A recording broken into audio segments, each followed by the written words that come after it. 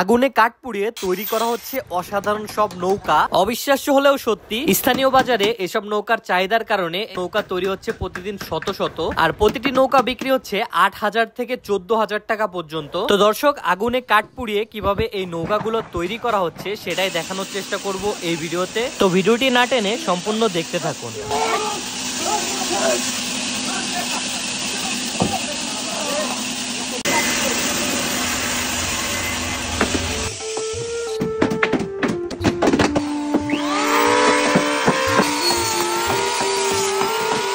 নৌকা বানানোর সর্বপ্রথম স্তর হলো এই কাঠগুলার সাইড কিন্তু একটু মসৃণ করে নিতে হয়।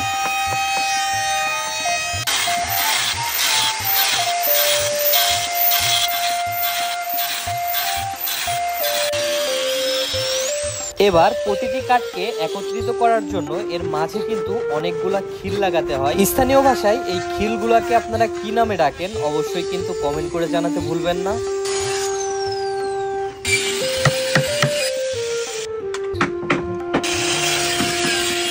নৌকার একদম লাস্ট যে কাঠটা লাগানো হয় সেটা কিন্তু যথেষ্ট বাঁকা করতে হয়, আর এই বাঁকা করার জন্য তারা কিন্তু এই পুরানো পদ্ধতিটা এখনো ব্যবহার করে চলেছেন।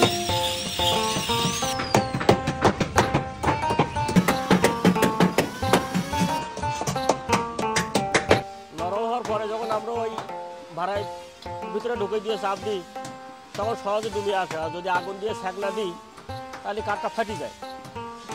ফাটিগুলি তখন তো আর এটা লাগানোর পরে মানুষ এই নৌকাটা নিতে চায় না। নৌকা বানাতে গেলে পোড়াতেই হবে, কাঠ পোড়াই না লাগালে কাঠ টেকসই হয় না।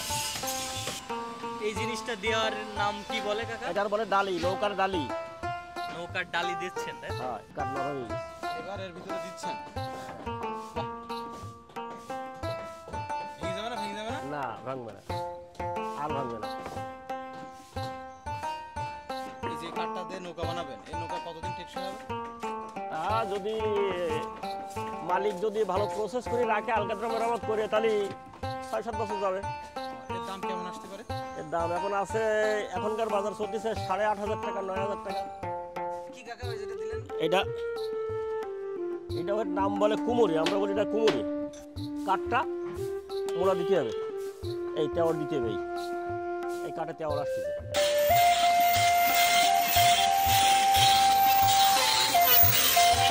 বাঁকানো কাঠটাকে এবার একত্রিত করা হবে নৌকার একদম শেষ কাঠ হিসেবে।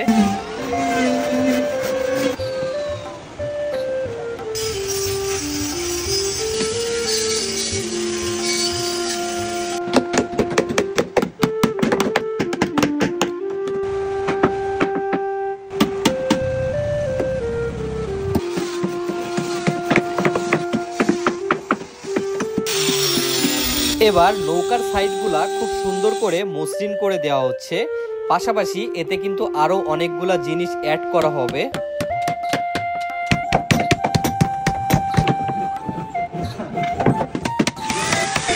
তো দর্শক, তৈরি হয়ে গেল সেই নৌকাগুলো। আর স্থানীয় ভাষায় এই নৌকাগুলোকে আপনারা কি নামে ডাকেন অবশ্যই কিন্তু কমেন্ট করে জানাতে ভুলবেন না।